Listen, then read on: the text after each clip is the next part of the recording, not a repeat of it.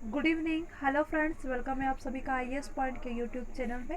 जैसा कि आप सभी जानते हैं, हमारा जो सेक्शन है यह आपका इम्पोर्टेंट क्वेश्चंस का रहता है, जिसमें हम डेली 10 क्वेश्चंस को डिटेल के साथ देखते हैं। आज का जो हमारा टॉपिक होगा यह भी हमारा संविधान से संबंधित आपके क्वेश्चंस रहेंगे, जो कि आपके 10 क्वेश्चंस रहेंगे। अगर किसी भी क्वेश्चन का आंसर आपको पता है तो आप हमें कमेंट सेक्शन में ज़रूर बताएं। इसके साथ साथ अगर उस क्वेश्चन के बारे में आप जितनी ज़्यादा डिटेल जानते हैं वह भी कमेंट सेक्शन में लिखें।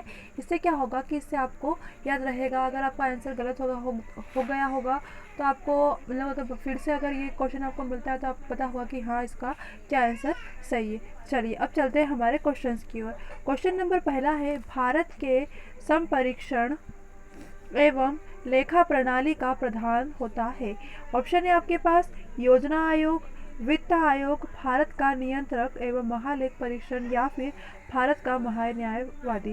देखो इसका जो सही आंसर है, तो इसका जो सही आंसर है वह है आपका ऑप्शन नंबर सी, यानी कि भारत का नियंत्रक एवं महालेख परीक्षक, जो कि भारत के संपरीक्षा एवं लेखा प्रणालियों का क्या होता है, प्रधान होता है। अब देखते हैं इसके बारे में। देखिए, भारत के नियंत्रक एवं महालेख परीक्षक भारतीय संविधान के अध्याय 5 के द्वारा स्थापित एक प्राधिकरण है। कौन से भाग में है?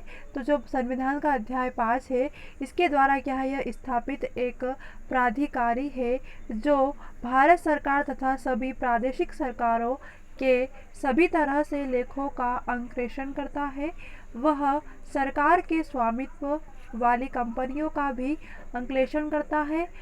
उसकी रिपोर्ट पर सार्वजनिक लेखा समितियां ध्यान देती है और भारत के नियंत्रक और महालेखा परीक्षक एवं स्वतंत्र संस्था के रूप में कार्य करते हैं और इस पर सरकार का नियंत्रण नहीं होता। भारत के नियंत्रण और महालेखा परीक्षक की नियुक्ति राष्ट्रपति के द्वारा की जाती है। इम्पोर्टेंट लाइन यह है आपकी कि महालेखा परीक्षक की जो नियुक्ति है यह किसके द्वारा की जाती है? तो महालेखा परीक्षक की जो नियुक्ति है यह राष्ट्रपति के द्वारा की जाती है। इसके साथ साथ इसका कार्य कौन करता है? तो महालेख परीक्षक एवं स्वतंत्र संस्था के रूप में ही कार्य करती है, जिस पर सरकार का कोई नियंत्रण नहीं होता है। अगला क्वेश्चन है, केंद्र सरकार के व्यय को नियंत्रित करने की शक्ति किसमें निहित होती है? ऑप्शन है आपके पास संसद के पास, राष्ट्रपति, नियंत्रक एवं महालेख परीक्षक में या फिर केंद्रीय वित्त मंत्री में। चलिए फटाफट इसका आंसर कमेंट सेक्शन में बताइए। देखिए, केंद्र सरकार के व्यय को नियंत्रित करने की जो शक्ति होती है यह नियंत्रक एवं महालेख के जो परीक्षक होते हैं इनमें होती है। तो आपका जो सही जवाब होगा वह क्या होगा? ऑप्शन नंबर सी, यानी कि नियंत्रक एवं महालेख परीक्षक में। आइए देखते हैं। अनुच्छेद 148 भारत नियंत्रक एवं महालेख परीक्षक से संबंधित है। कौन सा अनुच्छेद 148 किससे संबंधित है? तो भारत के नियंत्रक एवं महालेख परीक्षक से संबंधित है, जो केंद्र और राज्य स्तर पर पूरे देश की वित्तीय व्यवस्था प्रणाली को नियंत्रित समीक्षा करता है। भारत के नियंत्रक और महालेख परीक्षक की जो नियुक्ति है यह राष्ट्रपति के द्वारा की जाती है। एक क्वेश्चन यह आपके लिए इम्पोर्टेंट है कि भारत के नियंत्रक और महालेख की जो नियुक्ति है किसके द्वारा की जाती है? तो आप क्या बताओगे कि भारत के नियंत्रक और महालेख की जो परीक्षक होते हैं इनकी नियुक्ति राष्ट्रपति के द्वारा की जाती है। राष्ट्रपति के द्वारा स्वयं अपने हाथों से मोहर युक्त अधिप जो पत्र होता है, जो कि 6 वर्ष के लिए की जाती है। कितने वर्ष के लिए? 6 वर्ष के लिए। अपना पद ग्रहण करने से पहले केग यानी कि सीएजी तीसरी अनुसूची में अपने परियोजन के लिए निर्धारित प्रपत्र के अनुसार राष्ट्रपति के समक्ष शपथ या प्रतिज्ञा लेते हैं। इसे जनता के रुपयों का रखवाला भी कहा जाता है। क्या कहा जाता है इसे एक तो जनता के रुपयों का रखवाला भी कहा जाता है। अगला क्वेश्चन है, निम्न में से वह कौन सा अधिकारी है जो भारत सरकार के वित्तीय लेन देन में लेखाकरण के लिए जिम्मेदार होता है? ऑप्शन है आपके पास वित्त सचिव, नियंत्रक एवं महालेख परीक्षक, महालेख नियंत्रक या फिर अध्यक्ष वित्त आयोग।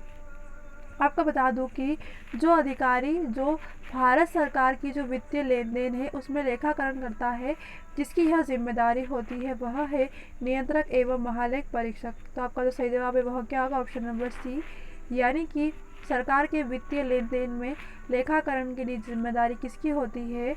नियंत्रण एवं महालेख परीक्षक की होती है। केक जनता के पैसों का प्रहरी होता है।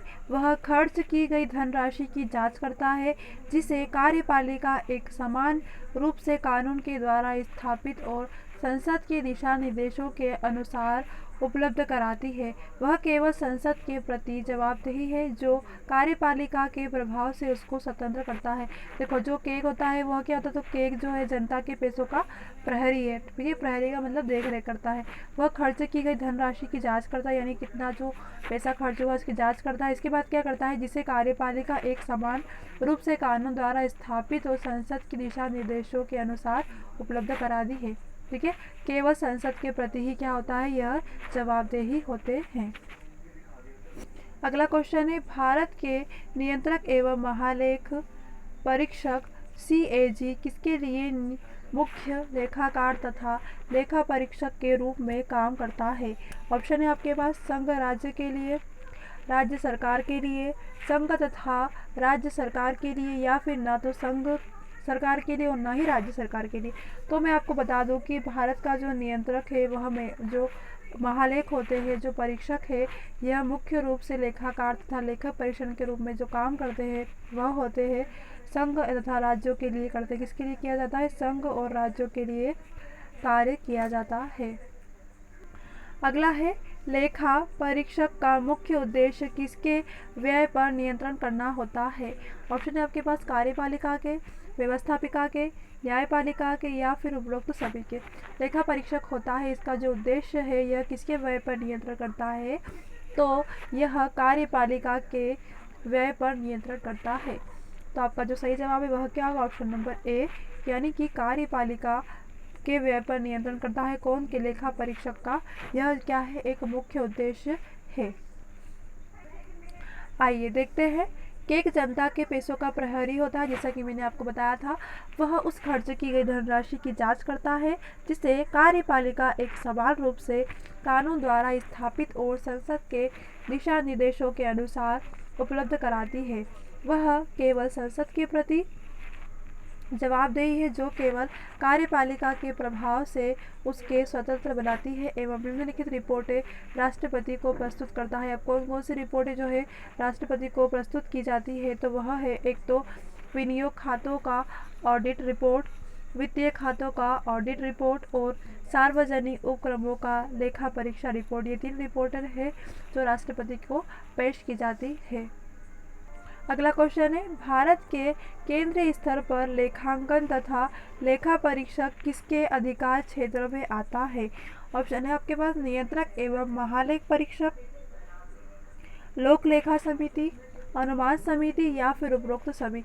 भारत की जो केंद्रीय स्तर पर लेखांकन होते हैं, जो कि लेखा परीक्षण किसके अधिकार के अंतर्गत क्षेत्र में आता है?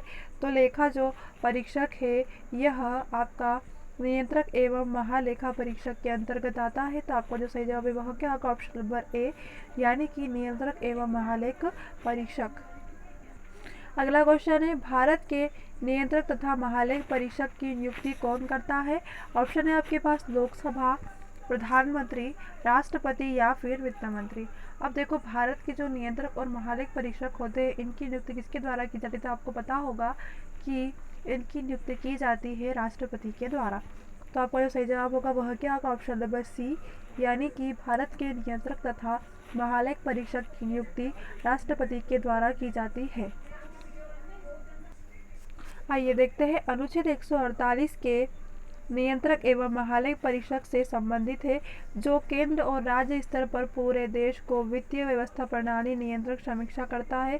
भारत के नियंत्रक एवं महालेख की जो परीक्षक की नियुक्ति यह राष्ट्रपति के द्वारा की जाती है। स्वयं अपने हाथों से वह मोहर लगाते हैं। कितने वर्षों के लिए? तो 6 वर्षों के लिए। क्लियर है? अगला क्वेश्चन है, निम्नलिखित में से किसके द्वारा भारत के नियंत्रक एवं महालेख परीक्षक के पद का सृजन किया जाता है? सृजन कहा गया है। ऑप्शन है आपके पास संसदीय अधिनियम के द्वारा, संविधान के द्वारा, मंत्रिमंडल के संकल्प के द्वारा, या फिर इसमें से कोई नहीं। अब देखो कि जो पद का सृजन किया जाता है यह किया जाता है आपका संविधान के द्वारा। किसके द्वारा? संविधान के द्वारा। तो अगर आपसे कहे कि किसके द्वारा भारत के नियंत्रक एवं महालेख परीक्षक के पद का सृजन किया जाता है, तो आप क्या बताओगे? संविधान के द्वारा। और नियुक्त किसके द्वारा किया जाता है? तो नियुक्त किया जाता है राष्ट्रपति के द्वारा। क्लियर है? अगले क्वेश्चन की ओर चलते हैं। अगला क्वेश्चन है, भारत के नियंत्रक एवं महालेख परीक्षक की नियुक्ति संविधान के किस अनुच्छेद के अंतर्गत की जाती है? ऑप्शन है आपके पास अनुच्छेद 63, अनुच्छेद 76, अनुच्छेद 148 या फिर अनुच्छेद 280। तो मैं आपको बता दूं कि भारत के नियंत्रक एवं महालेख परीक्षक की नियुक्ति संविधान के अनुच्छेद का पूछा गया है, तो अनुच्छेद 148 के अंतर्गत की जाती है। तो आपका जो सही जवाब होगा वह क्या होगा? ऑप्शन नंबर सी, यानी कि अनुच्छेद 148। चलिए, आज के क्वेश्चन हमारे यहीं पर ख़त्म होते हैं। अगर किसी भी क्वेश्चन में कोई भी डिफ़िकल्टी आई हो तो आप हमें कमेंट सेक्शन में बता सकते हैं। चलिए, मिलते हैं हमारी अगली क्लास में। तब तक के लिए आप सभी को बेस्ट ऑफ लक।